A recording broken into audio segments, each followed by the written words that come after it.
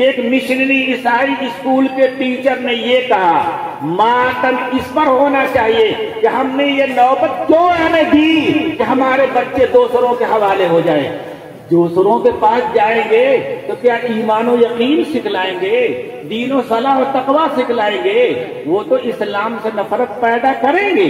ان کا تو مشن ہے مسلمان ہی کے خلاف، اسلام کے خلاف زہر آلود خلاف حساب بنا دینا، یہ تو ان کا کام ہے۔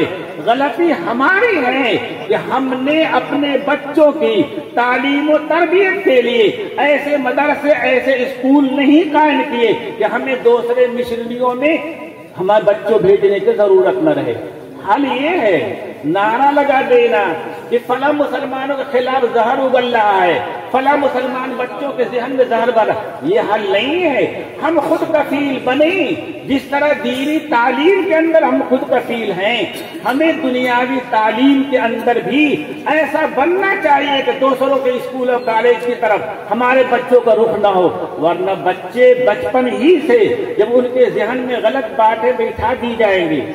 اور میں کہتا ہوں غور کرو، یہ الزام کس کے سر ہے؟ مسلمان کے سر کہ مسلمان گندا رہتا ہے۔ ابھی بتایا کہ حدیث میں ہم کو یہ سکھلایا کہ طہارت نصف ایمان ہے، بغیر صفائی ستھرائی کے، وہ بھی صفائی ستھرائی کس کی؟ بدن کی، کپڑے کی، جگہ کی، اور ساتھ ہی ساتھ دل و دماغ کا گندے عقیدوں سے، برے افکار و خیالات و نظریات سے صاف ستھرا ہونا۔ اسلام تو اس پر زور دیتا ہے کہ ہمارا ظاہر بھی صاف ستھرا ہونا چاہیے، ہمارا باطن، دل، دماغ، روح، ان سب کے اندر بھی غلط خیالات و نظریات نہیں ہونے چاہیے۔ اور وہ قوم ہمیں جاہل کہہ رہی ہے جو اصل علم کو جانتی بھی نہیں ہے، اصل علم کو جانتی بھی نہیں ہے، اصل صفائی ستھرائی کو جانتی نہیں۔ جس کو دلوں میں کفر بھرا ہوا ہے، جس کو دلوں میں شرک بھرا ہوا ہے، اس سے بڑھ کر اور گندگی کیا ہو سکتی ہے؟ جس کو دل و دماغ میں غلط نظریات بھرے ہوئے ہیں، وہ مسلمان کے بارے میں کہہ رہے ہیں کہ گندی رہتی ہے۔ ہمیں ان پہ نہیں رونا، رونا اپنوں پہ ہے کہ ہم نے اس کا نظم کیوں نہیں کیا اب تک۔ ہندوستان کو آزاد ہوئے 75 سال سے زائد ہو چکے۔ جس طرح دوسری قومیں اپنی دین کی تعلیم میں بھی خود کفیل ہیں، آزاد ہیں، اپنی دنیاوی تعلیم کے اندر بھی خود کفیل آزاد ہیں، ہمارے پاس بھی اللہ کا دیا ہوا کچھ کم نہیں ہے، صحیح جگہ اسے خرچ ہونا چاہیے، ہماری طاقتیں، توانائیاں صحیح جگہ لگنے چاہیے۔ آپس کے الجھنوں میں، نعرے بازیوں میں لگانے سے دین پنپا نہیں کرتا، دوسروں کے خلاف نعرہ لگانے سے دین بلند نہیں ہوا کرتا۔ اور رہ گئی بات کہ مسلمان جاہل ہوتا ہے، غور کرو، ہمارے نبی صلی اللہ علیہ وسلم نے، قرآن پاک نے علم پہ جتنا زور دیا ہے، کسی دھرم، کسی مذہب کے ماننے والے نے اس کا 10واں کا 100واں حصہ بھی اتنا زور نہیں دیا ہے۔ طلب العلم فریضہ علی کل مسلم، لا يستوی الذین یعلمون والذین لا یعلمون، انما یخشی اللہ من عباد العلماء۔ ہزاروں آیتیں ہیں، ہزاروں حدیثیں ہیں جو طلب علم پہ زور دے رہی ہیں۔ ایسی امت کے بارے میں کوئی غیر کہے کہ مسلم جاہل رہتا ہے، ان پڑھ رہتا ہے۔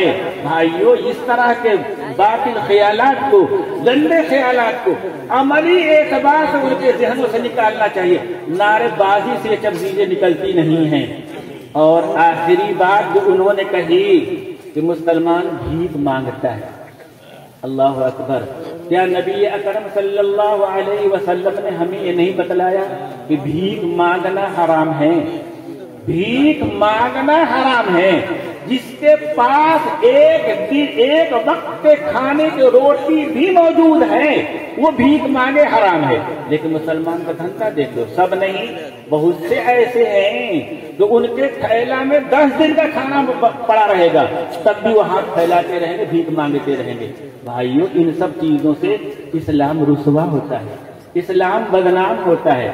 ہمیں اپنے لیے نہیں تو اسلام کی سربلندی کے لیے، اسلام کا سر دوسرے ادیان کے مقابلے میں جھکے نہ، بلند رہے۔ الاسلام یعلو ولا یعلا، اسلام بلند رہتا ہے۔ کیا مطلب ہے؟ مسلمانوں نے حدیث کا مطلب یہ غلط سمجھا دیا گیا کہ جب بھی کفار سے لڑائی ہوگی تو مسلمان جیتے گا، یہ معنی نہیں تھا الاسلام یعلو کا۔ غزوہ احد کے اندر مسلمانوں کی شکست ہوئی اور قرآن کریم کہہ رہا ہے وَلَا تَهِنُوا وَلَا تَحْزَنُوا وَأَنْتُمُ الْأَعْلَوْنَ، تم بزدل مت بنو، کمزور مت بنو، تم ہی سربلند ہو، تم اعلیٰ ہو۔ ہار کر بھی جنگ میں مسلمان اعلیٰ رہے گا، ہار کر بھی مسلمان جنگ میں اعلیٰ رہے گا، اسلام بلند رہے گا۔ شکست دنیاوی جنگوں میں، دنیاوی جنگوں میں شکست و ظفر کا نام کامیابی یا بلندی یا ناکامی نہیں ہے۔ اسلام اپنے اخلاقیات کے اعتبار سے، اسلام اپنے نظریات و خیالات کے اعتبار سے، اسلام اپنی عبادات کے اعتبار سے، اسلام اپنی طرز حکومت کے اعتبار سے بلند ہے۔ دنیا کا کوئی مذہب بھی اسلامی عقائد و نظریات سے برتر اخلاق بلکہ مساوی اخلاق اور نظریات پیش نہیں کر سکتا۔ اسلام میں جو طریقہ عبادت ہے دنیا کے تمام مذاہب کے مقابلے میں نمایاں ہے، کوئی مذہب اس طرح کا طریقہ عبادت پیش نہیں کر سکتا۔ اسلام بلند ہے اپنے نظریات کے اعتبار سے، اپنے اخلاقیات کے اعتبار سے، اپنے عقائد کے اعتبار سے، اپنے عبادات کے اعتبار سے، اپنے نظام حکومت کے اعتبار سے۔ بھائیوں، ہمیں اس کا لحاظ رہنا چاہیے کہ ہم کہیں ہمارے طرز عمل سے، ہمارے زندگی گزارنے کے طریقے سے کہیں اسلام کو رسوا نہیں ہو رہا ہے۔ کہتے ایک جگہ واقعہ پڑا تھا، سن لو، حالانکہ عادت نہیں ہے میری، سنا۔ کہتے ہیں کہ دہلی کے جامع مسجد کے زینے پہ ایک مسلمان فقیر رہتا تھا اور مانگا کرتا تھا، جیسے مانگتے ہیں، نہیں مانگنا چاہیے، مانگتا تھا۔ کہتے ہیں کہ ایک دن ایک انگریز عیسائی جامع مسجد دیکھنے کے لیے ساری خلقت جاتی، وہ بھی گیا ٹور پہ دیکھنے کے لیے، پہنچا، اس نے اپنے جیب سے بٹوا نکالا، اس میں سے چند سکے اس فقیر مسلمان کو دیے، اس فقیر بھیک مانگنے والے مسلمان کو دیے۔ اتفاق یہ ہے کہ وہ بٹوا جب جیب میں رکھنے لگا تو جیب میں جانے کے بجائے وہ بٹوا زمین پہ گر گیا۔ اس نے دیا اور آگے چلا گیا۔ کچھ دیر کے بعد اس مسلمان نے دیکھا کہ وہ بٹوا اس کا گر گیا ہے، اٹھا لیا کہ واپس آئے گا تو دے دوں گا، لیکن وہ اس گیٹ سے آنے کے بجائے دوسرے گیٹ سے نکل گیا، یعنی مسلمان وہ فقیر دے نہیں پایا۔ کچھ دنوں کے بعد، ہفتہ 10 دن کے بعد، وہی انگریز پھر جامع مسجد کو دیکھنے کے لیے آیا اور پھر اس فقیر کے پاس کھڑے ہو کر دینے لگا۔ اس فقیر نے کہا کہ صاحب ہفتہ 10 دن پہلے بھی آئے تھے آپ؟ کہ ہاں آیا تھا۔ کہا کہ آپ کی کوئی چیز گم ہو گئی تھی؟ کہ ہاں میرا بٹوا کھو گیا تھا۔ تو اس نے کہا کہ حضرت یہ آپ کا بٹوا ہے، لکھیے۔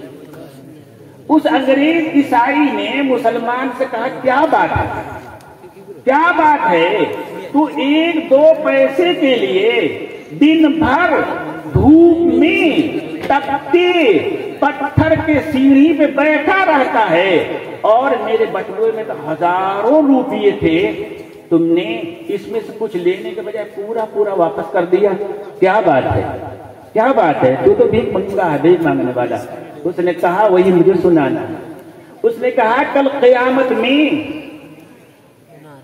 جب سارے انبیاء ہوں گے، اپنی اپنی امتوں کے ساتھ ہوں گے، تو حضرت عیسیٰ جو آپ کے پیغمبر ہیں وہ آگے آگے ہوں گے اور سارے عیسائی جس میں آپ بھی ہوں گے ان کے پیچھے پیچھے ہوں گے، اور ہمارے نبی صلی اللہ علیہ وسلم جس صف کی اگلی کڑی میں ہوں گے اس صف میں ہم کھڑے ہوں گے انشاءاللہ۔ تو کہیں ایسا نہ ہو، کہیں ایسا نہ ہو کہ آپ کے نبی عیسیٰ ہمارے نبی صلی اللہ علیہ وسلم کو طعنہ دے کہ آپ کا امتی یہ ہے جس نے میرے امتی کا بٹوا چرا لیا تھا۔ بھائیوں غور کرو، آج ہم پہ اسلام کا دھبا، اسلام کا نام لے کر کے کہا جا رہا ہے کہ مسلمان ایسا ہوتا ہے، مسلمان ویسا ہوتا ہے، تو کیا یہ ہمارے نبی صلی اللہ علیہ وسلم کی رسوائی کی چیز نہیں ہے؟ ہم ایک طرف محمد صلی اللہ علیہ وسلم کے لیے اپنا جان و تن سب کچھ قربان کرنے کے لیے تیار ہے، نعرہ تو ہمارا یہ ہے، اور ہم یہ ہے کہ بعد غلط رسمیں، بعد جہالت کی چیزیں جو جانے انجانے میں ہمارے اندر آ گئی ہیں، ہم ان کو چھوڑنے کے لیے بھی تیار نہیں ہیں، اپنے رسم و رواج کو چھوڑنے کے لیے تیار نہیں ہیں، اپنی بدعات و خرافات کو چھوڑنے کے لیے تیار نہیں ہیں۔ یہ آپ کا مدرسہ درس العلوم اسی طرح سے اصلاح معاشرہ کے لیے یہ مجلس قائم کر رہا ہے، لیکن ان بڑے بڑے جلسوں کا کہاں تک اثر ہوگا؟ ضرورت ہے کہ ہر گاؤں میں، ہر بستی میں مسلمانوں کے رہن سہن کو نبی اکرم صلی اللہ علیہ وسلم کے رہن سہن کے مطابق بنایا جائے۔ یاد رکھیے، اس بات کو یاد رکھیے کہ نبی اکرم صلی اللہ علیہ وسلم اللہ کے محبوب ہیں۔ آپ کی صورت میں بھی اللہ نے محبوبیت رکھی ہے، آپ کی سیرت میں بھی اللہ نے محبوبیت رکھی ہے۔ جو آپ جیسی شکل بنائے گا، آپ جیسی سیرت بنائے گا، وہ عند اللہ محبوب ہو جائے گا۔ قرآن کریم میں ہے، سب لوگ پڑھتے ہیں آیت، قل ان کنتم تحبون اللہ فاتبعونی، کہ تم اگر اللہ بھی سے محبت کرتے ہو اور یہ چاہتے ہو کہ اللہ بھی تمہیں محبوب بنا لے، ہر انسان اللہ سے محبت کرتا ہے، بلکہ ہر شے، ہر مخلوق اللہ سے محبت کرتی ہے، اور محبت کا تقاضا یہ ہوتا ہے کہ ہر محبت کرنے والا چاہتا ہے کہ جس سے وہ محبت کر رہا ہے وہ بھی اس سے محبت کرے۔ ہم اللہ سے محبت کرتے ہیں، اللہ کا رسول سے محبت کرتے ہیں، تو ہمارے دل کی چاہت یہی ہے کہ اللہ بھی ہم سے محبت کرے، رسول صلی اللہ علیہ وسلم بھی ہم سے پیار کریں۔ تو اس کو اللہ پاک فرما رہے ہیں، قل ان کنتم تحبون اللہ فاتبعونی، کہ محمد کی طرح بن جاؤ، انہی کی نقش قدم پہ چلو، ہو بہو انہی جیسے بن جاؤ، یحببکم اللہ، اللہ تم سے محبت کرنے لگے گا۔ آگے ایک مسلمان سوچ سکتا ہے کہ اللہ پاک آپ نے اپنی محبت عطا کرنے کے لیے، آپ نے ہم سے پیار کرنے کے لیے ایسی شرط لگا دی جو ہمارے بس میں نہیں ہے۔ ہم کیسے حضور کی طرح بن جائیں گے؟ ہم کیسے حضور کی طرح 100% بن جائیں گے؟ حضور صلی اللہ علیہ وسلم تو معصوم ہیں، ہم تو معصوم بھی نہیں، ان سے تو جانے انجانے میں کسی طرح کوئی گناہ ہو بھی نہیں سکتا، اور اگر خلاف اولا ہو بھی جائے تو آپ نے پہلے ہی اعلان کر چکا ہے کہ اللہ پاک محمد صلی اللہ علیہ وسلم کی ہر لغزش، ہر خطا کو اللہ کے بندے بیٹھے اور مدین کے مجلس میں، اور سب سے پہلی حدیث جو طالب علم نے پڑھا تھا وہ تصویر ہی کے متعلق تھی۔ کیا فائدہ ہوا ان سب چیزوں کا؟ رات بھر جاگنے سے، تقریریں سننے سے کیا فائدہ، جب ہم نے طے کر لیا تو ہم کو عمل کرنا ہی نہیں ہے۔ نہ بابا، یہ حرام کام کیوں کرتے ہو؟ نہیں، بالکل غلط چیز ہے۔ تو میں یہ کہہ رہا تھا کہ نبی اکرم صلی اللہ علیہ وسلم کے بارے میں اللہ پاک نے فرمایا کہ تم محمد صلی اللہ علیہ وسلم کے نقش پا پہ چلو، انہی جیسا ہر کام کرو، ہم تم سے محبت کریں گے۔ تو ایک مسلمان سوچے گا کہ ہم کیسے حضور جیسے بن سکتے ہیں؟ تو اللہ تعالیٰ نے فرمایا ٹھیک ہے، تم محمد صلی اللہ علیہ وسلم جیسا بننے کی کوشش کرو، تم محمد صلی اللہ علیہ وسلم جیسا بننے کی کوشش کرو۔ جہاں لغزش ہوگی، جہاں پھسلو گے، جہاں ان کے خلاف کر دو گے، یغفر لکم، ہم تمہیں بخش دیں گے، ہم تمہیں بخش دیں گے۔ تم ان کے نقش قدم پہ، ان کے چلنے کے طریقے پہ، ان کی راہ پہ چلو تو اگر غلطی ہوگی، نادانی ہوگی، جانے انجانے میں کوئی چوک ہو جائے گی، یغفر لکم، ہم تمہیں بخش دیں گے۔ محمد معصوم ہیں، صحابہ محفوظ ہیں، اور پوری امت محمدیہ مغفور ہے۔ بھائیو، آپ صلی اللہ علیہ وسلم کے نقش قدم پہ چلیے، اور آپ صلی اللہ علیہ وسلم کی سونے کی، جاگنے کی، چلنے کی، پھرنے کی جتنی ادائیں ہیں سب کو اپنائیے، کوئی مشکل کام نہیں، کوئی ٹیڑھا کام نہیں، اور اس طرح کی اصلاح معاشرہ کی ضرورت ہر بستی میں ہے، ہر محلے میں، ہر مسجد میں ہے۔ وآخر دعوانا الحمدللہ رب العالمین۔